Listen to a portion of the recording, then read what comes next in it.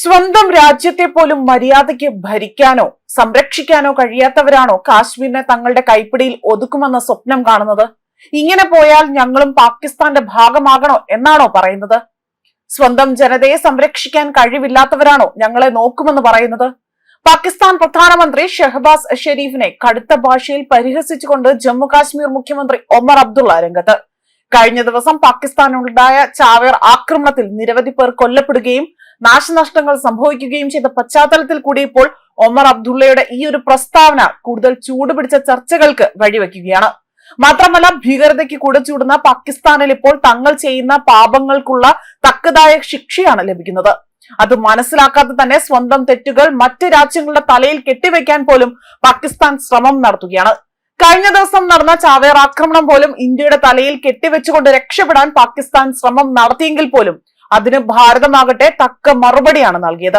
അതിനിടയിലാണ് ഇപ്പോൾ ഒമർ അബ്ദുള്ളയും ഇത്തരത്തിൽ ഷഹബാസ് ഷെരീഫിനെ വലിയ രീതിയിൽ പരിഹസിച്ചുകൊണ്ട് രംഗത്ത് വരുന്നത്. കാശ്മീരിനെ ചൊല്ലി വീണ്ടും പ്രകോപനവുമായി എത്തിയ പാകിസ്ഥാൻ പ്രധാനമന്ത്രി ഷഹബാസ് ഷെരീഫ് ആകട്ടെ അദ്ദേഹത്തിന് ചുട്ട മറുപടി തന്നെയായിരുന്നു ഈ ഒരു പ്രസ്താവനയിലൂടെ നൽകിയിരിക്കുന്നത്. നിലവിൽ പാകിസ്ഥാന്റെ കൈവശമുള്ള പ്രദേശങ്ങൾ പോലും കൃത്യമായി ഭരിക്കാനോ സംരക്ഷിക്കാനോ കഴിയാത്തവരാണോ കാശ്മീരിനെ സ്വപ്നം കാണുന്നതെന്നും ഞങ്ങൾ പാകിസ്ഥാന്റെ ഭാഗമാകണോ എന്നതാണോ അദ്ദേഹം പറയുന്നത്?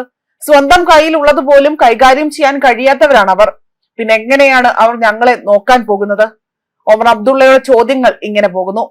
കഴിഞ്ഞ ദിവസം പാക് അധീന കാശ്മീരിലെ അസംബ്ലിയിൽ സംസാരിക്കവെയാണ് ഷഹബാസ് ഷെരീഫ് കാശ്മീർ പാകിസ്ഥാന്റെ രക്തധമനിയാണ് എന്നും എന്നെങ്കിലും ഒരു നാൾ കാശ്മീർ പാകിസ്ഥാന്റെ ഭാഗമാകുമെന്നും അവകാശപ്പെട്ടുകൊണ്ട് രംഗത്ത് വന്നത്.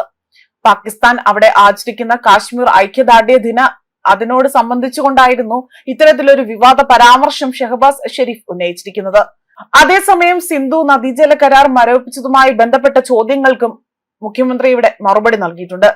കരാർ മരവിപ്പിച്ചതിന്റെ ഗുണഫലങ്ങൾ നിലവിൽ നിർമ്മാണത്തിലിരിക്കുന്ന പദ്ധതികളിൽ ഉടൻ പ്രതിഫലിക്കും എങ്കിൽ പോലും, അതായത് ഉടൻ തന്നെ പ്രതിഫലിക്കില്ലെങ്കിൽ പോലും വരും കാലത്ത് ജലവൈദ്യുത പദ്ധതിയുടെ വിപുലീകരണത്തിന് ഇത് ഗുണകരമാകുമെന്ന് തന്നെ അദ്ദേഹം ഇവിടെ എടുത്തു ചൂണ്ടിക്കാണിക്കുകയും ചെയ്തു. അതേപോലെ തന്നെ വലിയ രീതിയിലുള്ള സവിശേഷതകൾ മാത്രമല്ല നിരവധി പ്രൊജക്ടുകൾ എല്ലാം തന്നെ ഇവിടെ യാഥാർത്ഥ്യമാവുകയും ജലനിരപ്പ് ഉയർത്തുവാനും ഉറി ഉൾപ്പെടെയുള്ള അവർ ആ ഒരു പവർ പാക്കേജുകളിൽ കൂടുതൽ വൈദ്യുതി ഉൽപ്പാദിപ്പിക്കുന്ന അത് കഴിയുമെന്നും വലിയ രീതിയിലുള്ള ഒരു പ്രത്യാശയാണ് അദ്ദേഹം ഇവിടെ പ്രകടിപ്പിച്ചിരിക്കുന്നത്. ന്യൂസ് ഡെസ്ക് കർമ്മ ന്യൂസ്.